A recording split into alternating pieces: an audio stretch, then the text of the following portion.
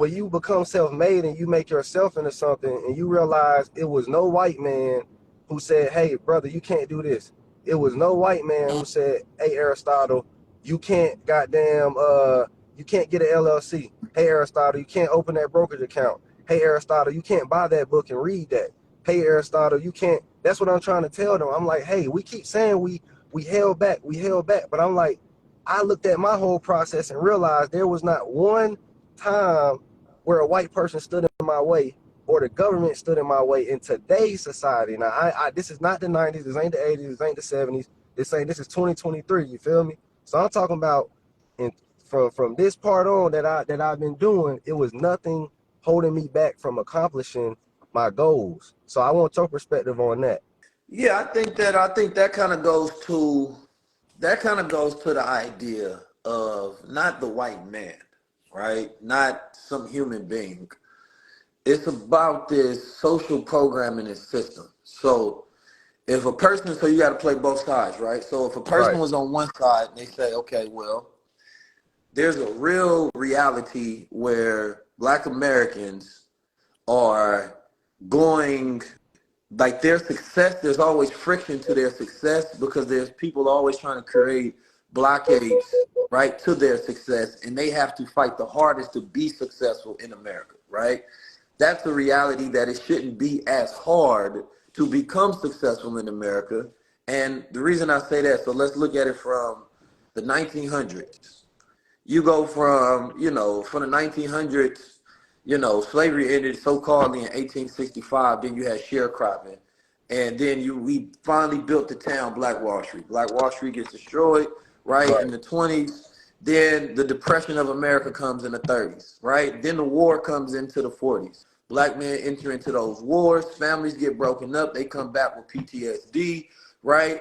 Doing drugs, right? Then they try to establish like a revolution, right? COINTELPRO is there to try to stop these different revolutions. We enter into the 60s where they're more militant. Nobody ever like engaged that part of society that had PTSD, that's still dealing with the fight against racism, Ku Klux Klan, Jim Crow, the South, trying to get regular civil rights, right, and human rights.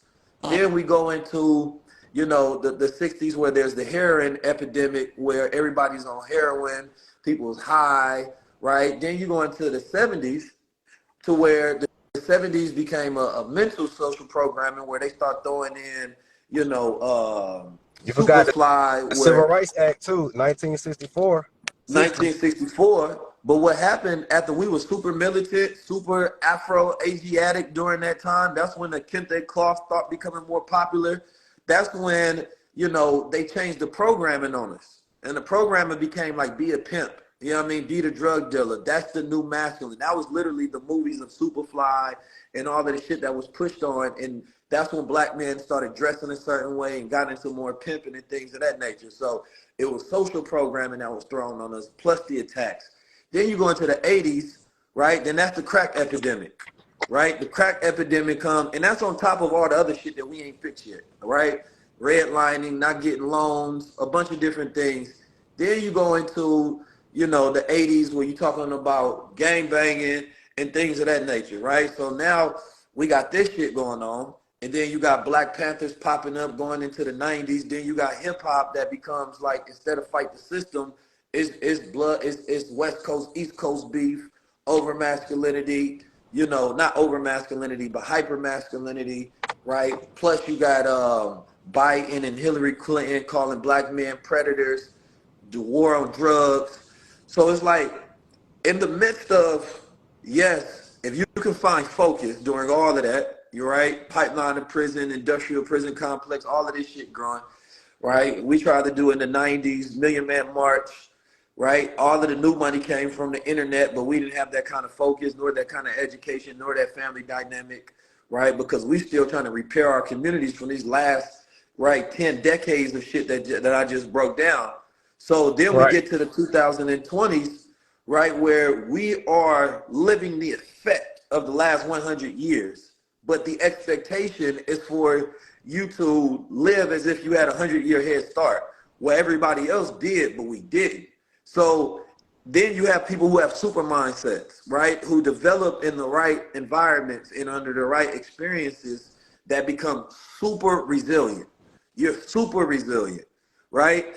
You're super where even you being able to see your grandparents and your dynamics, right, of their relationship has a very positive effect on your relationship with your woman, to where the exposure that you've had throughout your life, getting the discipline and the militant training, couple that with financial literacy, has given you an ability to have an environment that most people don't have in America, because a lot of people are stuck on, like everything I said, the past, versus saying that, man, I don't give a damn, I'm still going to empower myself.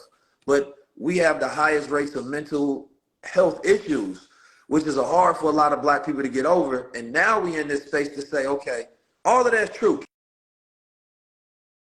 but America, and for all of the things that America throws at us, there's opportunity on the other side of that, where if you can take hold of your mind, then you can excel and take opportunities. And so it's just looking at it saying that our privilege is hindsight, our privilege is the access of information that we have now, but remembering that that's not how it's always been. So that we're saying that starting from here going forward, but we can't negate what happened in the past, because that's what stopped us from moving forward in the first place, which is why we have this attitude like, think I can do anything, even though we went through everything. That's facts. That's yeah, exactly. I get the whole timeline. Like I know, of course, me in person, so I know our history from 1900 all the way to now, and everything you said was correct. Everything we went through, from the redlining to the segregation to the getting our, of course, the 70s, 6 years after being desegregated, it still wasn't all the way That there. fucked You us get what I'm up saying? So more.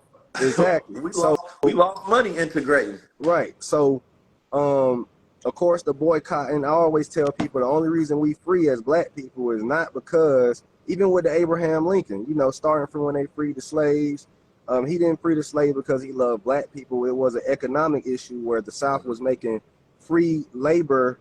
They were getting so much money than the North because they were profiting off free labor. So he said, in order to stabilize the economy, we have to free the slaves in order to, because everybody got to work, because we got them paying white people up here and y'all just living like kings and queens down there. Right. So y'all got to free the slaves. And then with the 1964 Civil Rights Act, that was an act of money. Again, all the root to this is capitalism.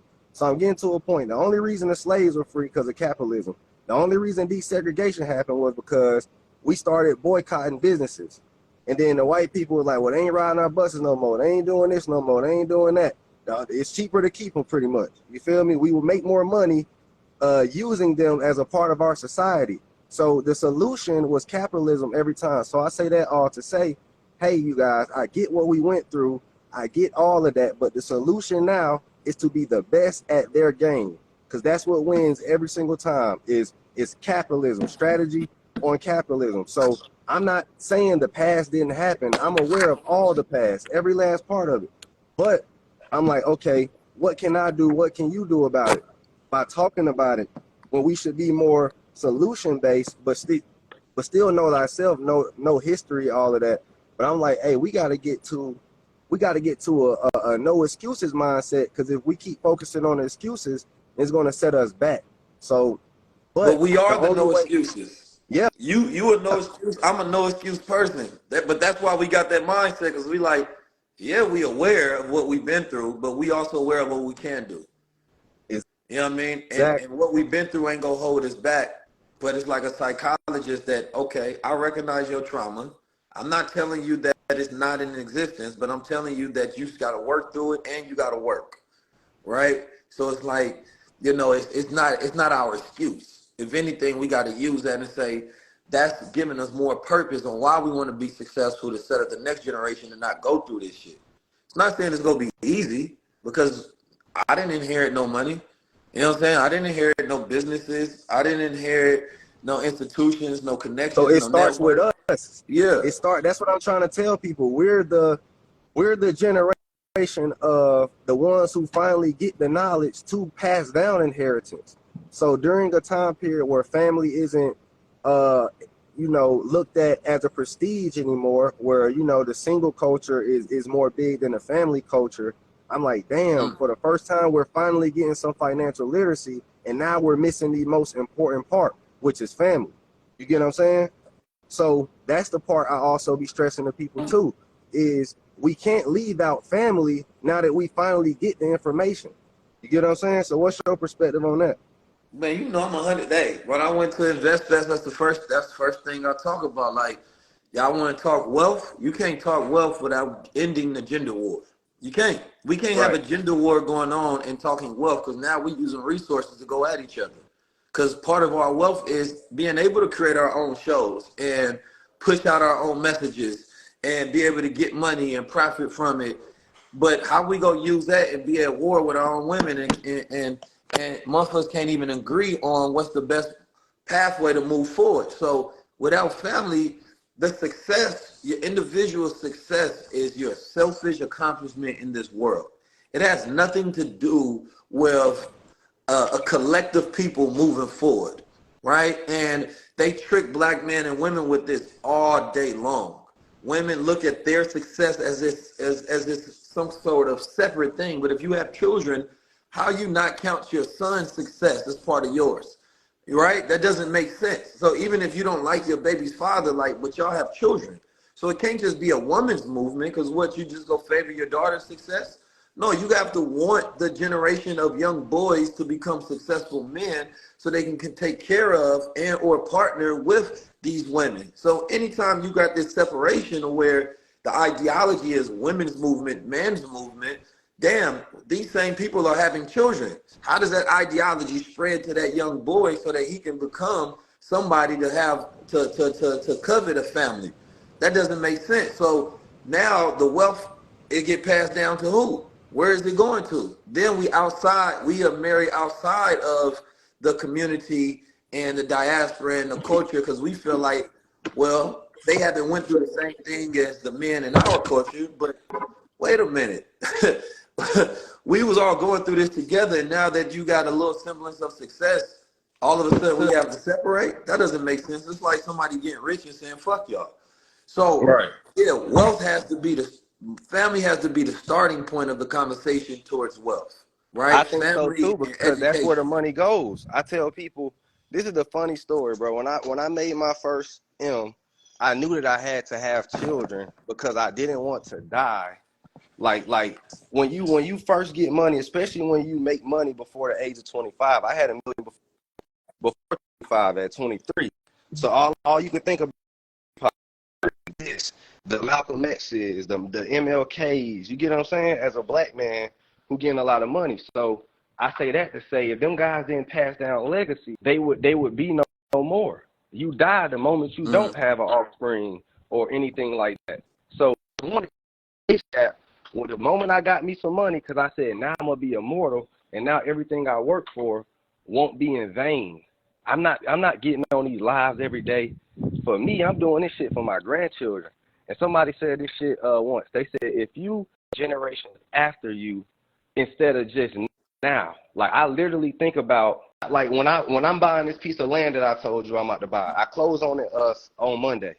I'm thinking about how can I pass down jobs and not even my children. I'm thinking a step ahead of them.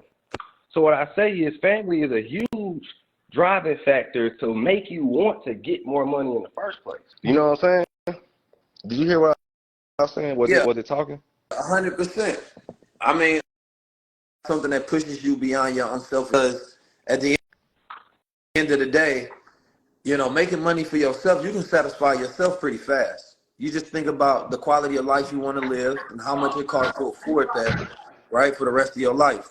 And that doesn't require you to do nothing to change the world. That don't require you to think about the future too much, right? Making money is not the hardest thing in the world. So if I say, well, shit, I look at my bills, where I want to travel, my transportation, how much money I want to make, what I want to wear, how fly I want to get, where I want to go, man, I wouldn't do half the things. I wouldn't do a tenth of the things that I do now because everything else is way beyond me. I'm taking care of the family. I'm making sure everybody eat around me and then create impact beyond myself to where I'm impacting other people's family that I don't even know. Right? So Yeah, that I too. wanna change the world for the world that I want my children and future generations to live in. I don't want them to inherit the same issues and problems that I have. So if I'm thinking about myself, I dial down and get real selfish. Like, man, you know what? I think I did enough for me. Shit, it's y'all turn to go out there and do something.